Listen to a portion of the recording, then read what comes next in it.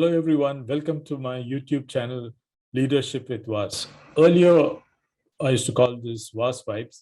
And subsequently, when I realized that it's got more of career-enhancing videos, I decided to change the name to Leadership with VAS because I specialize in leadership with 3 decades plus in the Indian Armed Forces and the corporate. A couple of things which I want you to remember when we do this session is that this is not going to be a concept of internship, or neither is it going to be any textbook knowledge or cut and copy paste from the internet. This is purely on practical aspects of internship that we were going to experience when we transit from the campus to the corporate. So before going to the topic proper, let me just share the screen. Okay, a quick introduction. Like I said, I was from the Armed Forces and in the Indian Artillery. I also led a team of commandos in the 51 Special Action Group of the National Security Guards, which we call as the Black Cats. I was a former Chief of Operations and Head of HR, and currently I'm doing a leadership, life, and a career coach and an international author. I have a book called How to Sharpen Your Interview Skills. We'll talk about it a little later. A visiting faculty, an infopreneur, and the founder CEO of Prihanjay Ventures. Right, so let's go into the topic, the power of internship. Now, why am I calling this the power of internship? Because the power is something that an intern is going to feel when they're going to do the actual experience of an internship.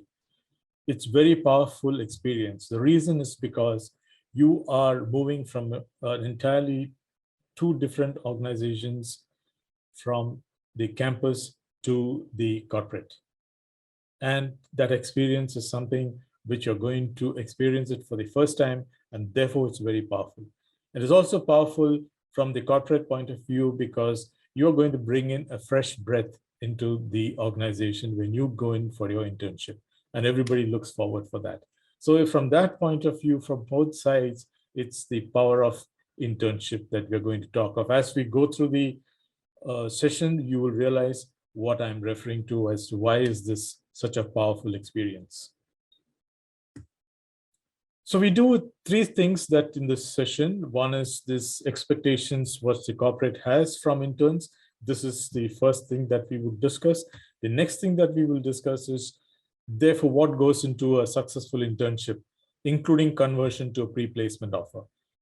Now, your internship has to convert into a job, right? So that's why it's very important. And in the first aspect, unless we know what is the corporate expecting from us, we won't know how to prepare for it. So the third thing, which I mentioned also in the beginning, is that we will be dealing with nuances of a virtual internship. Why this is important, why this is slightly different from the actual internship, and how can you enhance the quality of your internship even though it's virtual. So we will discuss some aspects in that. Now let's go to the first topic, that is corporate expectations from an internship. Like I mentioned again, you bring in fresh breath, you bring in energy, you bring in the latest technology which is there in the institute that you're coming from, right? The knowledge that you have there, and some of the processes that you would have first-hand knowledge from your experience of going through the studies, the case studies, and the internet, which is a vast area of knowledge. With all of that, so when you come into the workplace that you're going to for internship, this is something that people look forward from you, and the enthusiasm, obviously, that follows. See, you are capable of ideas and innovations to infuse into the existing projects and assignments. Why I'm saying is this because in any organization, when they are onto a project, when they are doing something on a project, they are into it. So if there is a fresh thought or a fresh idea that needs to come to it, it has to come from a totally disconnected kind of a medium, a kind of a resource. And that is where you fill in that gap. You're able to bring in that ideas, innovations. Now, these ideas, innovations, how far that can be applicable is something that the corporate will take cognizance of, okay? So, but your main job is to make sure that you're able to let that flow of ideas and innovations happen when you are taking on the project or the assignment. As an intern, you're actually filling a void. Now, this is not very selfish when I say this.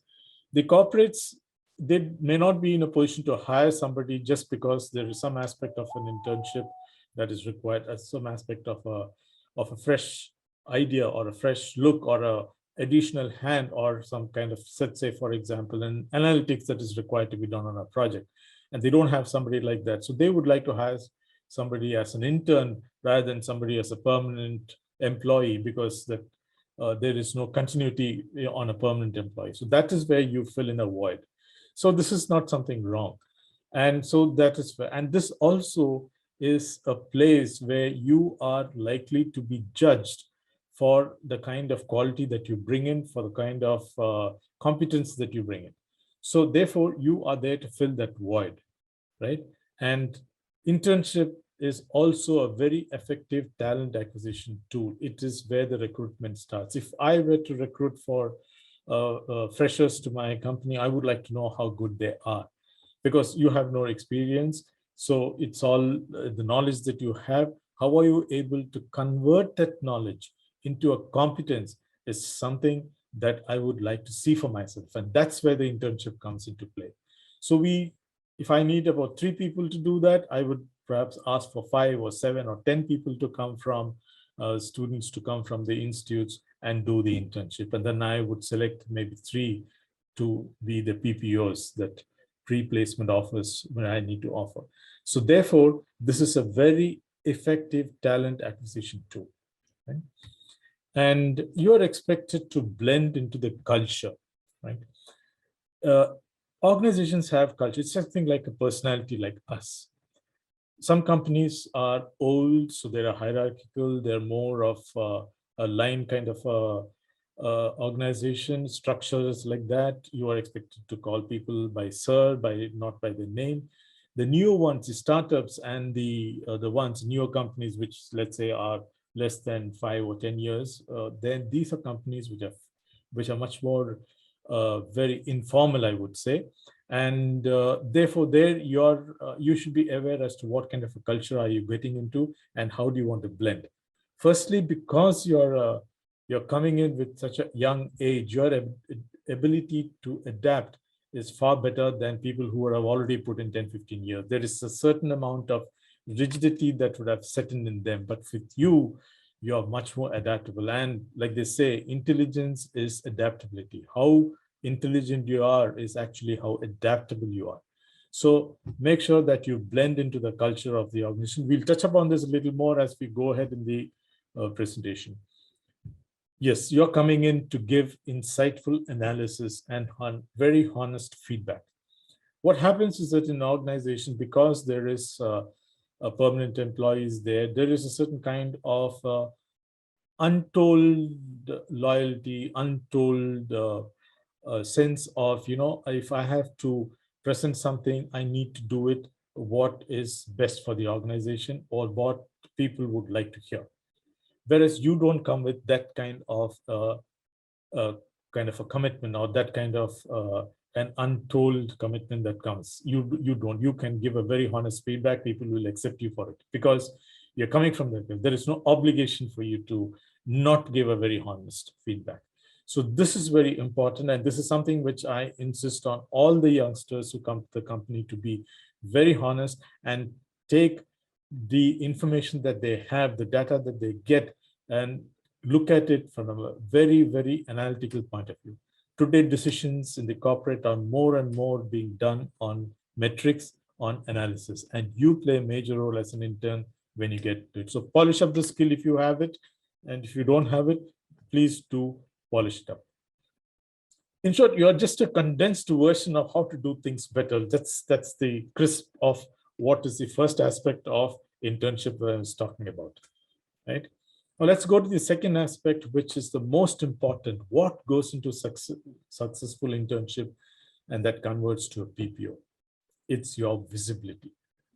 How you create that visibility is important. I'll tell you how it's done. Visibility what are the elements that goes into this visibility. The first of it is when you step into it, they would obviously give you a job description. Even if not, they might just spell out what you're expected of you, whether it is 2 months, 3 months, or 6 months, or whatever the period of internship is. Your job is to make sure that you understand the role, the task, the assignment, and convert that into a SMART goal. You know what a SMART goal is, right? So it is specific, measurable, and applicable, and it is also something which is very relevant and time bound. And that is a SMART goal. So make sure that you split into number of goals if necessary, but you must have a goal for the entire internship that you're doing with that particular organization, right? So understand the role. If not, ask as much times that you want to make sure that you're very clear, and the person whom you're reporting to, maybe a supervisor, could be a mentor, whoever it is, they and you both understand they are both on the equal playing field as to what is your role, task, and assignment. The second is that we are millennials Z, okay, and so we come with that kind of an intent, like a lot of social media where Instagrams and Facebook and chats and everything which tells us that number of likes and number of views, they give us a hype, and you need a pat in the back immediately for something that you do.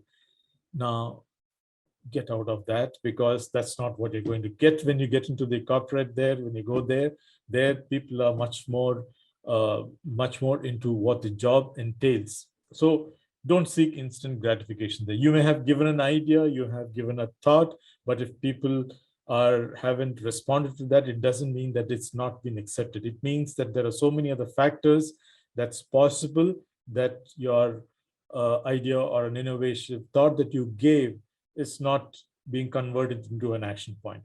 You must continue giving out your thoughts, your ideas, your feedback. That's very important. Don't get disheartened because it doesn't seem to have been accepted, right? So that is something which is very important, because I faced this with a lot of youngsters. They felt that they used to come with a lot of ideas in the first week, and by the end of, say, 1 month or third month, they are completely lost their charge of their batteries. Don't be that. Okay.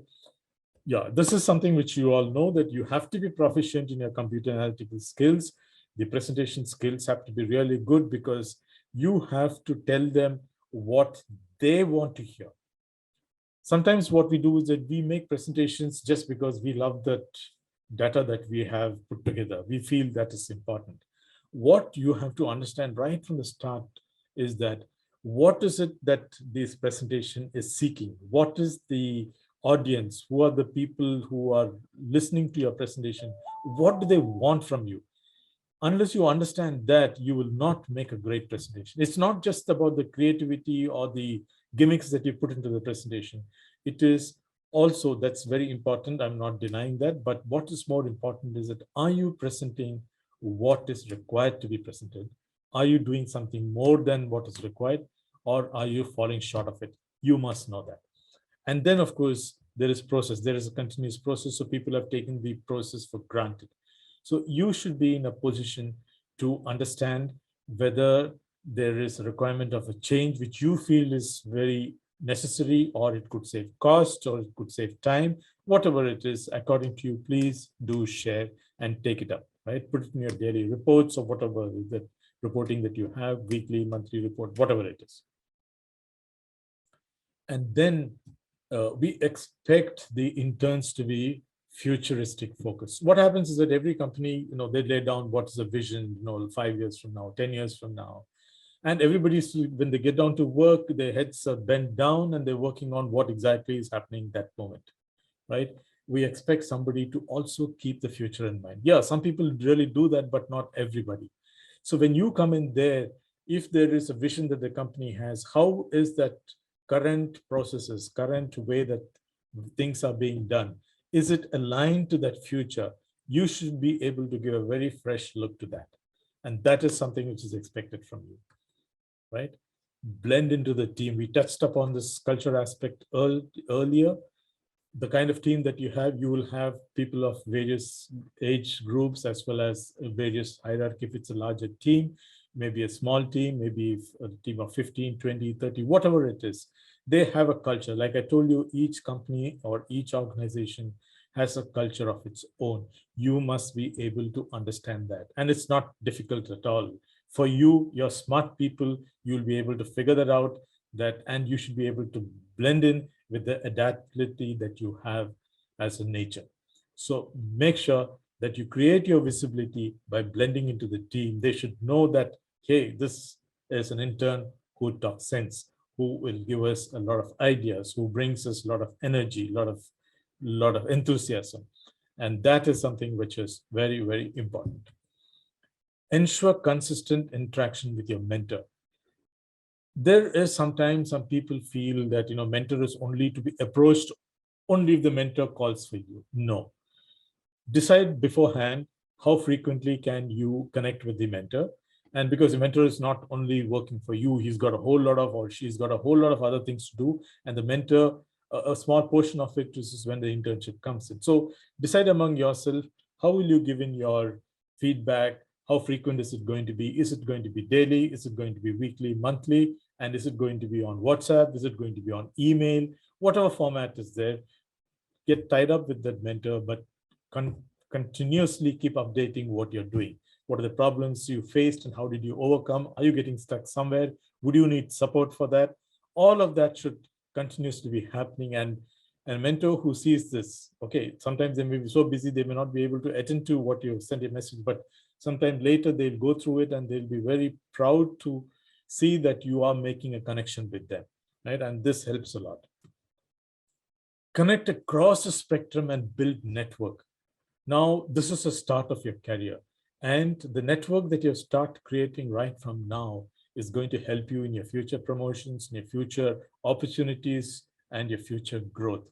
You now realize which is the door that is going to open for you, which is the organization or who is the person whom you have networked with will be able to. And LinkedIn is the best platform to do that. Nothing like it.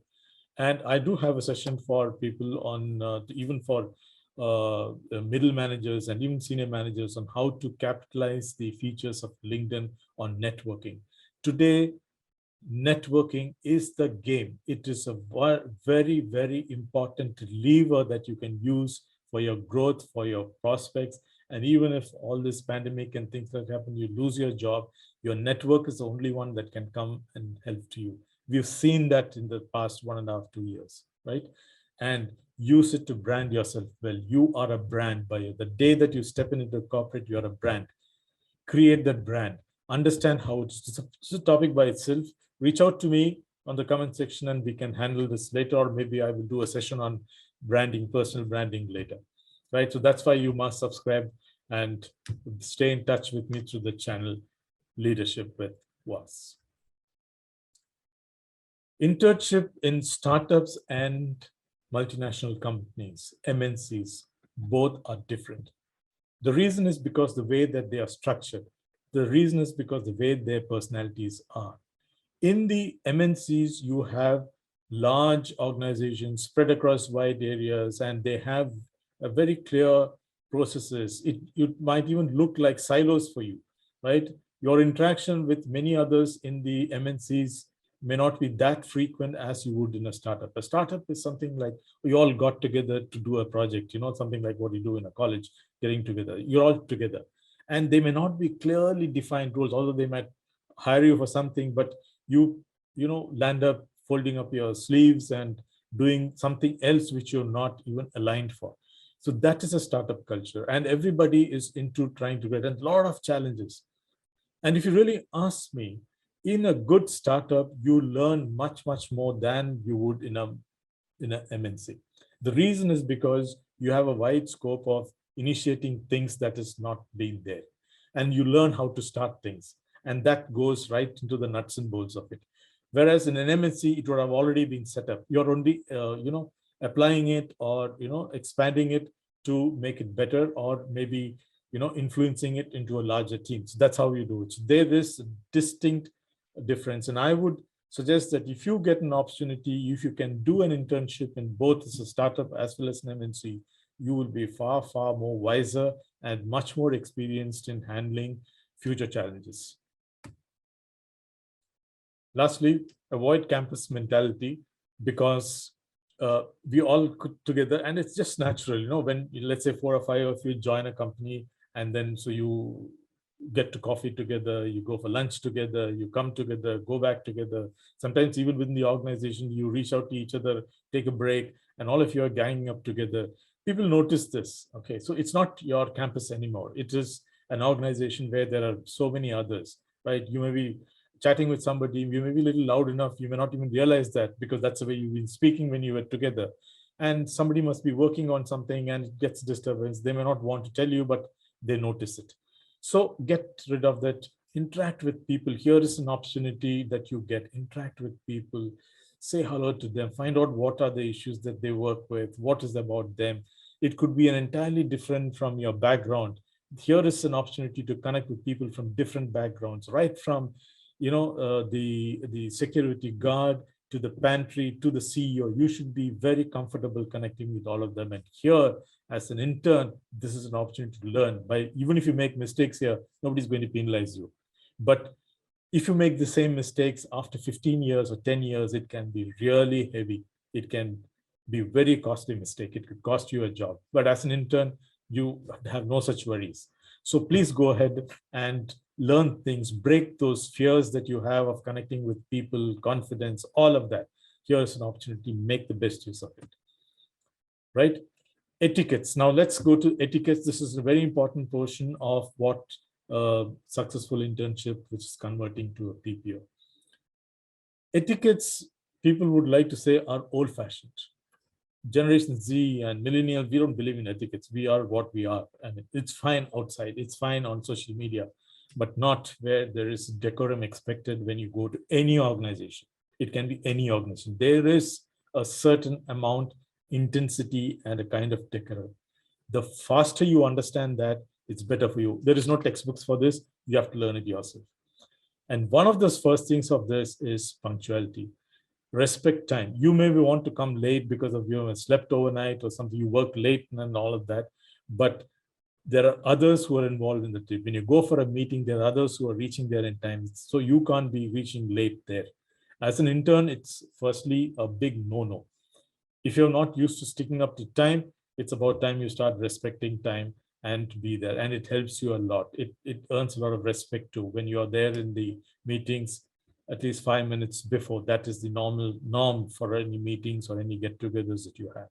So punctuality is very important. Don't push it aside, even if the other interns or other people saunter in late into the meetings and all that. You don't do it. You will get noticed for having respected time. Believe me. Addressing peers, colleagues, seniors.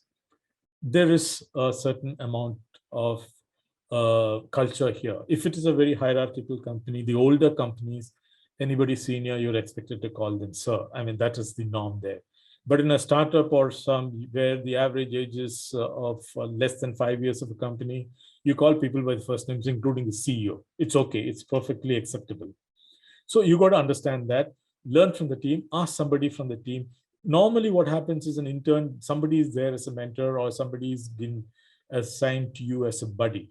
So whoever it is, just connect with this person, ask these small doubts.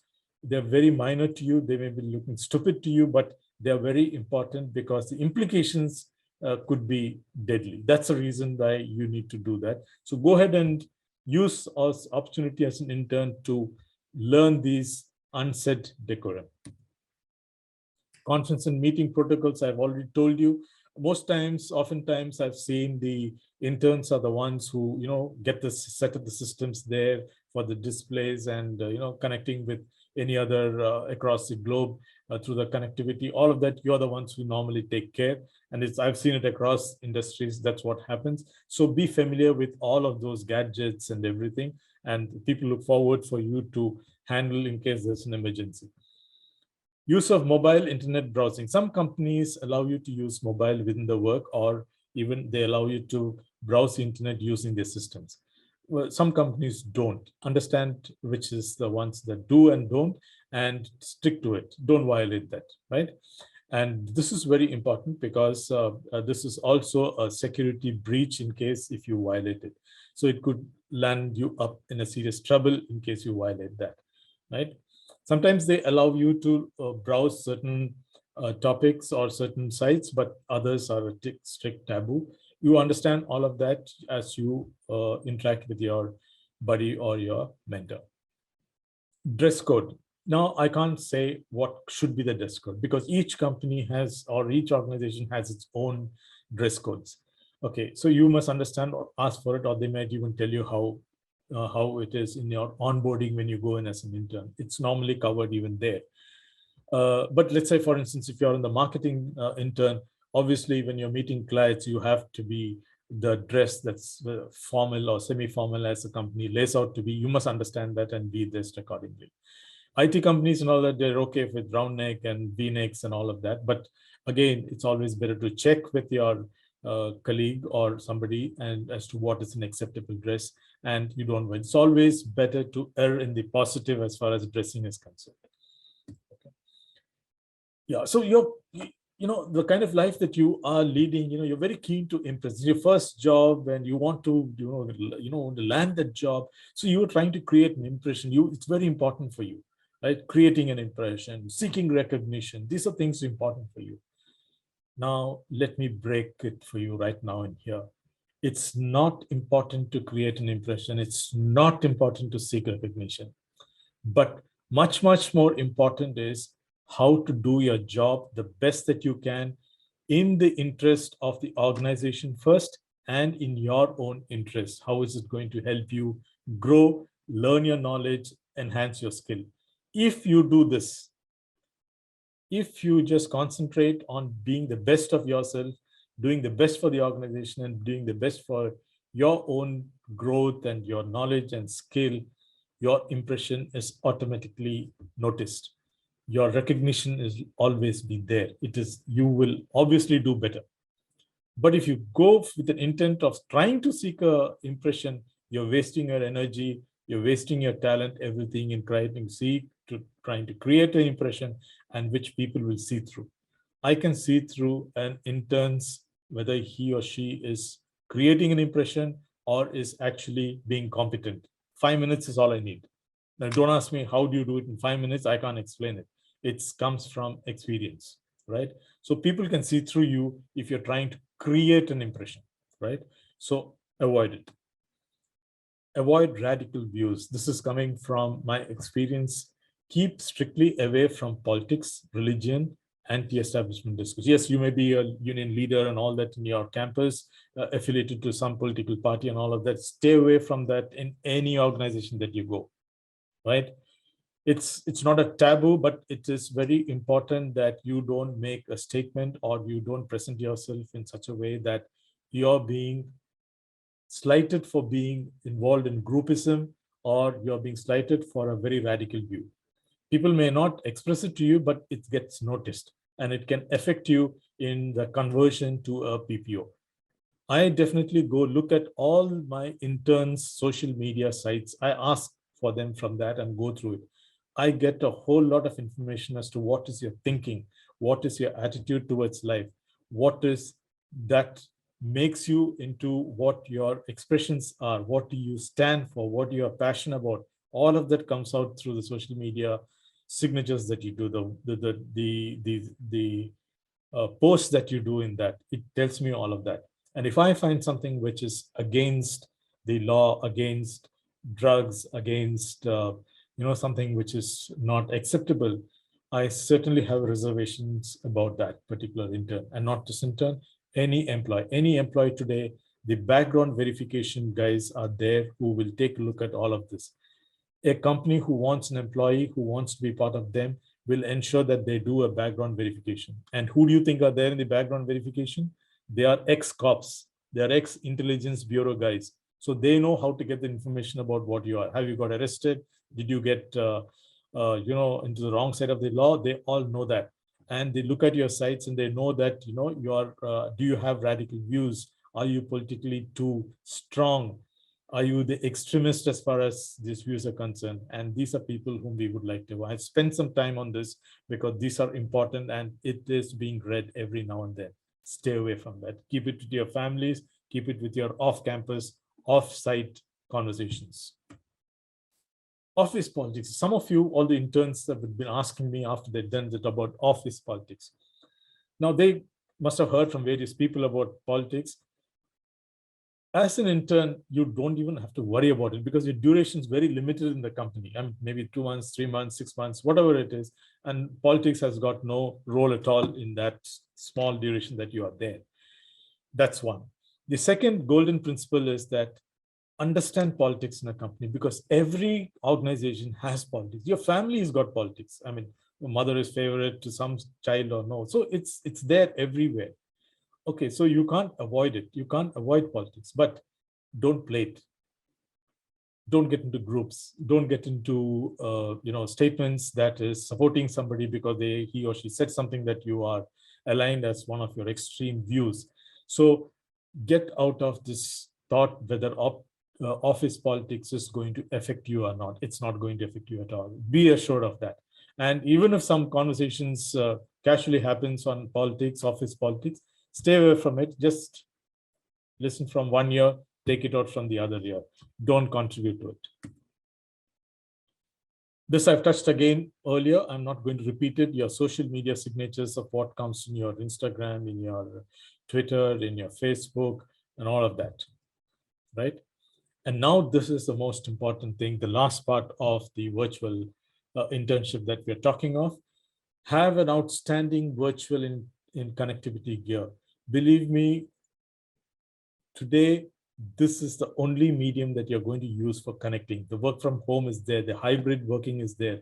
And in future, this is the way that you're going to connect with people. It is going to be virtual connection more than an actual live connection. And unless you bring that human element into this, you will not be very successful. And how do you bring that is when you have a superior quality of the virtual gear. Your mic should be the best. Don't go for the cheap standard mics that comes in your laptop or on your or the mic or the camera which is there. Then they'll give you very pixelated. Invest in very good. If you're going to go for a job, you're going to buy a bike worth a lakh plus. You're going to maybe buy a car worth more 4-5 lakhs or 15 lakhs, 10 lakhs, whatever it is. If you're going to spend that just for commuting, whereas your complete growth is not dependent on your commute, it's going to depend on how you're interacting with people. So unless you invest on a great mic, a great camera, a good internet, have a LAN connection at home, put one there, and get the best internet connectivity from home or shift your home if necessary. I am going to that extent of telling you that because it is that important. Or when you're going to do an interview with some for an internship or any interviews, go to a place where there is good internet connectivity because any disruption is an irritant. People, you might apologize immediately for the disconnect and they might say, okay, it's fine and all that. But believe me, unconsciously or subconsciously, that irritant has set in. So therefore, make sure that your internet connectivity, your virtual gear is the best that you can afford, right? And this is going to pay very, very good for you. Your lighting, it should be from the front. Look at it. I've invested a lot of amount on lighting. And it should not come from the back. You should not have shadows in your face. That's something that's very important. And your layout. Tell people if you're on an interview that you're doing an interview so that they can, somebody's not watching Netflix or they're not taxing your internet connectivity, right? Or they're not making a racket. Or if the doorbell is there, you put a notice outside that, please don't ring the bell or something like that. Or somebody should be, assigned to attend to the door and things like that when you do that. And note your credentials, passwords and email ID, your Zoom ID or your Google Meet ID or your Microsoft Teams ID, whatever it is, note it down somewhere and keep just in case disruption happens, you can immediately, connect back. So that is what is very important. And exclusivity, when I said that, it is when you are on an internet, when you are connecting with people virtually, make sure that nobody else or nothing else can disturb you. That is what I meant by the exclusivity.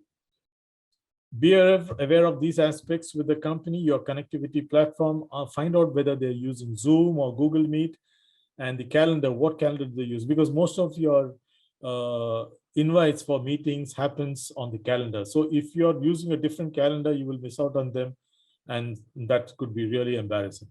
And use what kind of chat are they? Are they using Skype, WhatsApp, Telegram? Is it a Google chat that they use? So you must be conscious there. Set up your notifications accordingly so that you know that somebody reaches out to you, you are able to attend. Fine. Because when you're working on that, it's not okay to be on the, not checking up your mobiles very frequently. You will lose your concentration and all that. But if you have all of that notifications ready, you will know how to attend it, right? Email ID and etiquettes, we all know all this, but we don't practice it. You must know whom to reply. Obviously, the person who's asked you a query. And when should you do reply all? Don't just send a mail, reply all. Even if you want to thank somebody for something that they've done for you, don't send a reply all, thank you for, and make a mess of, spamming everybody's emails. Some companies, they do not like using BCC. Be aware of it. Some companies are okay to do BCC. Maybe you're sending a report to somebody and you also want your colleagues to know it, or maybe you want your other inmates or your internship gang to know it, and you put BCC to them. I mean, if it is something which the company does not accept it, be careful about it. Don't use it, because there are ways which companies get to know that. Don't ask me how. Emoticons, this is very essential to know, understand where. If you're very familiar with the person, they're comfortable, they're using it, go ahead and use it. But for formal emails and communication, one doesn't really use emoticons, right? It's okay for your social media. Crisp content, check. This is very important. I find a lot of mails coming with mistakes, grammatical errors. You use a spell check, right? It's there. Before you hit the send button, always read twice. I know people, I know a CEO who uses his finger to read that line in that email to make sure that there's no mistake. That is the level of perfection that they go for, okay? So nowadays you have very good software which gives you, Grammarly is one that uses. You use that to check your grammar and also spellings. Sometimes the companies have their own software inbuilt so that when you're using the systems, it does it for you. But always spell check, always check the grammar before you hit the send button.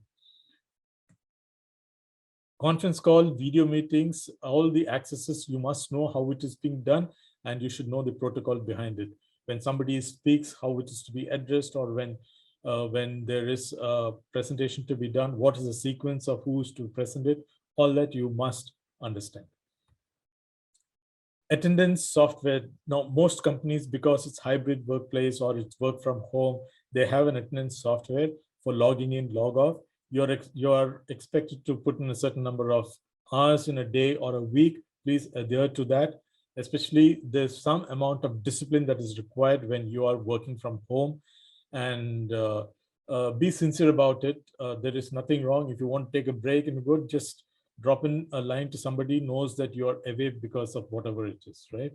It's natural. You want to take a bio break, put in a word when if there is a meeting going on, or if there is some issue that's being discussed, that you are on a break.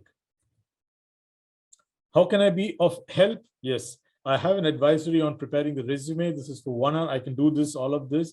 I design resumes, and for an ATS, that is application tracking software capability, on a need basis. If you want, I do sessions for this. LinkedIn optimization, I do it for 1.5 if you want to know how to capitalize, because this is going to be your network platform for the future. Preparing for the interview, I can do that for an hour, and then mock interviews I do conduct with a feedback for 1.5 hours. You can reach out with your name, email, and a mobile number on this email ID of mine, prehanjay.com, and I'm there on WhatsApp as well as SMS and 996-221-9777. Reach out to me. This, of course, there is a cost for this, but that we will discuss when you reach out to me. I have different costs for people who are senior, people who are in the middle, and for interns, I definitely discount very heavily, right? And this is my social media handles. Please connect with me on LinkedIn and let me know how you think about the session that we did. And I'm also there on leadership with Premvas on the Facebook. Please reach out to me there, connect with me there. And any sessions, any career enhancing blogs that I do, you could access it, right? this is what I was talking about my book, How to Sharpen Your Interview Skills. It's the most important things about this is that it has got mastering the art of preparation that is there in this one.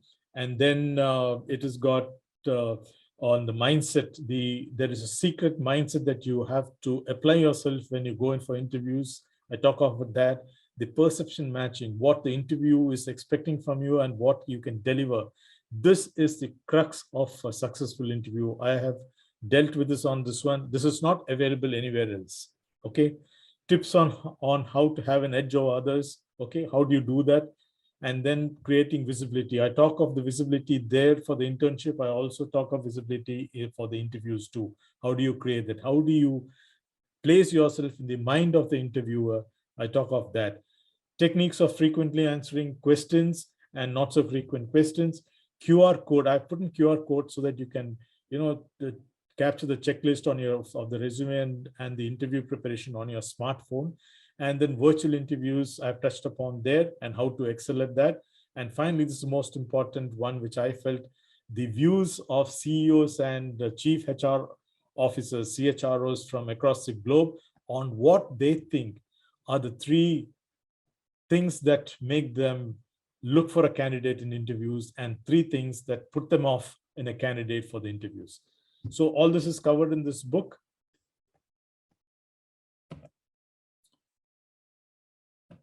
Yeah, and this book has been reviewed from Indian Institute of Management, Ahmedabad. They have reviewed this book, and that I take it as a very proud moment for me.